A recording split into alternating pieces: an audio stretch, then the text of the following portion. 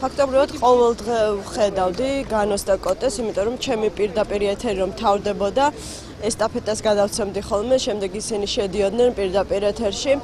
ეს იყო უაღრესად არაჩვეულებრივი ადამიანი, ძალიან კეთილი თვალებით და ძალიან დაგვაკლდება ყველას ამ დღეებში, როცა კოტი აღარ არის, სიმართლე გითხრათ, ადამიანურად ძალიან მიჭირს იმ სტუდიაში შესვლა, სადაც ასე ვთქვათ, ვენაცვლებოდით ერთმანეთს. ძალიან დაგვაკლდება ყველას, ჩვენ თანამშრომლებს და სრულიად საქართველოს.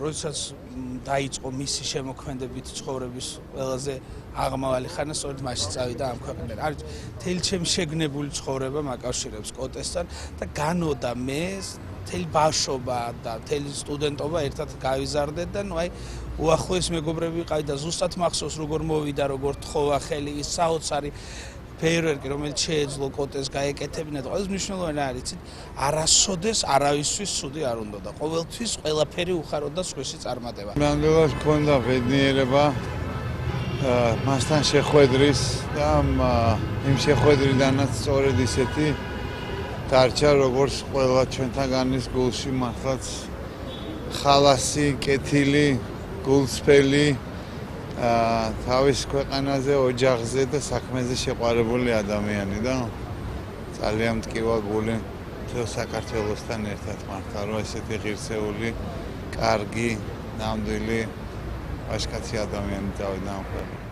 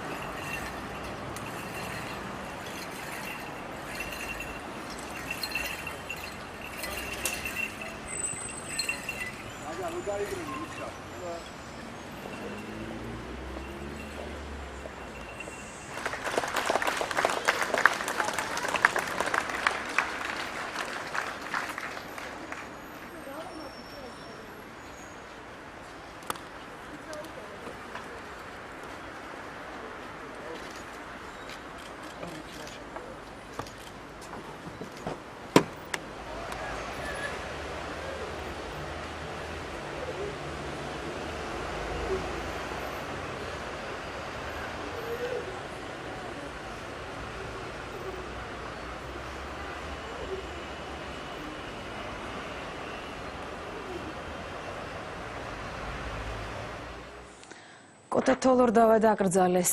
მანამდე სამოქალაქო პანაშვიდი ქაშვეთის ტაძარში გაიმართა, სადაც მიცვალებული სულის მოსახსენიებელი პანაშვიდი აღევლინა. ქაშვეთის ტაძრიდან გამოსვენების შემდეგ მსახიობი თეატრალურ უნივერსიტეტთან დაასვენეს, საიდანაც ახლობლებმა და მეგობრებმა მსახიობი უკანასკნელ გზაზე ტაშით გააცილეს. სამგოვერო ცერემონიის გამო დროებით შეზღუდული იყო მოძრაობა რუსთაველის გამზირზე. მსახიობი კოტე თოლორდავა 11 აპრილს გარდაიცვალა. ის რუსეთის დედაქალაქში ფილმის გადაღებაზე იმყოფებოდა. მსახიობის ცხედარი სასტუმროს ნომერში იპოვეს. კოტე თოლორდავა საქართველოში 17 აპრილს ჩამოასვენეს.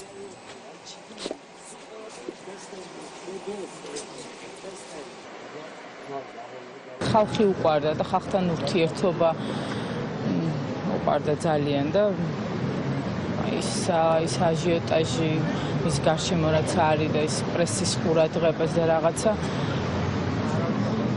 ალბათ შესაბამისიც არის და რა ვიცი, ალბათ ყოველთავარი ის სიყვარული ალბათ რაც მან დატოვა. ის ადამიანებისაც შეუძლიათ რომ ის ოჯახს გვერდზე დაუდგნენ ეხლა როცა ყველაზე მეტად სჭირდებათ და დაივიწყებენ იმ რაღაცის ის სულელებს, რადგან აქცენტს აკეთებენ, ალბათ ძალიან კარგი იქნება ხა იმ ადამიანების გამოჩენა. ბოლო ფილმზე საქართველოში ჩვენ ერთად ვიმუშავეთ 3+3. ერთი თვე დავყავით ერთად, ძალიან მაგარი დრო გავატარეთ და ავიცი, ეხლაც ამჯერა ეს თემა, რომ ეს ადამიანი აღარ არის ჩვენს გვერდით. მეგობარი გასაგებია მეგობრებად, მაგრამ ჩემი აზრით საქართველომ დაკარგა უნიჭიერესი ახალგაზრდა მამაკაცი, რომელსაც შეეძლო ძალიან ბევრი მოეტანა თავისი ნიჭიერებით ამ ქვეყნისთვის. მე კოტეს შევხვდი ილია მოკლას გადაღების დროს. ისეთი კარგი შთაბეჭდილება დატოვა, ისეთი მოგრძალებული, ისეთი გულისხმიერი, ისეთი ზრდილობიანი. მე არ ვლაპარაკობ ის ნიჭიერებს. ხათაშორის უნდა გითხრათ, რომ ის ილია ჭავჭავაძე, სადაც ის არ ლაპარაკობს და დადის, ეს კაი რამე არის და აბსოლუტურად თავის ფიქრებში და მე ყოველ შემთხვევაში ძალიან მომეწონა. დავკარგეთ ძალიან დიდი პერსპექტივის მქონე ახალგაზრდა ხელოვანი, რომლის მიერ გაწეული საქმიანობა სამუდამოდ ჩაიწერება ქართული შემოქმედების ისტორიაში. ის უყვარდა ხალხს, ის იყო მისაბაძი ფიგურა ახალგაზრდობისათვის და მისგანვე გზას უკვალოდ ნამდვილად არ ჩაუვლია. ძალიან დიდი სამძიმარი მინდა გამოუცხადო ოჯახს და მთლიანად ქართულ საზოგადოებას.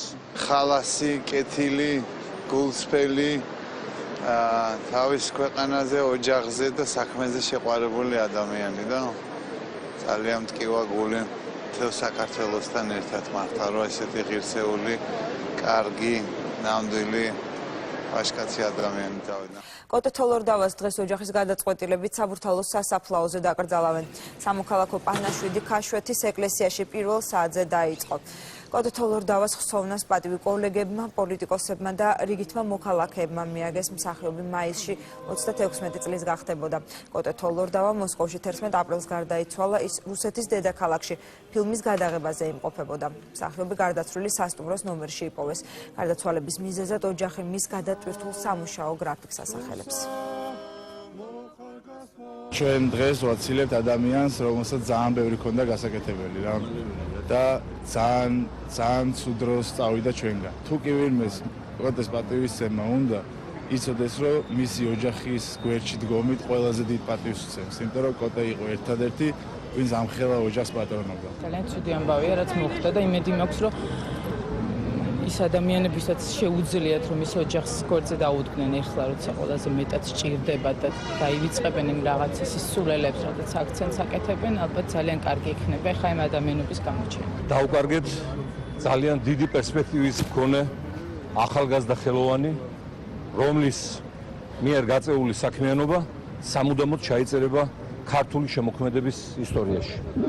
ის უყვარდა ხალხს, ის იყო მისაბაძი ფიგურა ახალგაზრდობისათვის. დარჩა როგორც ყველა ჩვენთაგანის გულში მართლაც ხალასი, კეთილი, გულსფელი, თავის ქვეყანაზე, ოჯახზე და საქმეზე შეყვარებული ადამიანი და ძალიან მტკივა გული მთელ საქართველოსთან ერთად. კოტე თოლორდავა საბურთალოს სასაფლაოზე დაკრძალეს. მსახიობის ხსოვნას პატივი მისმა კოლეგებმა, რეჟისორებმა, პოლიტიკოსებმა და მისი შემოქმედების თაყვანისმცემლებმა მიაგეს. სამოქალაქო პანაშვიდი ქაშვეთის ეკლესიაში გაიმართა. მსახიობს მაისში 36 წელი შეუსრულდებოდა. კოტე თოლორდავა 11 აპრილს მოსკოვში გარდაიცვალა, სადაც მსახიობი ფილმის გადაღებებზე იმყოფებოდა.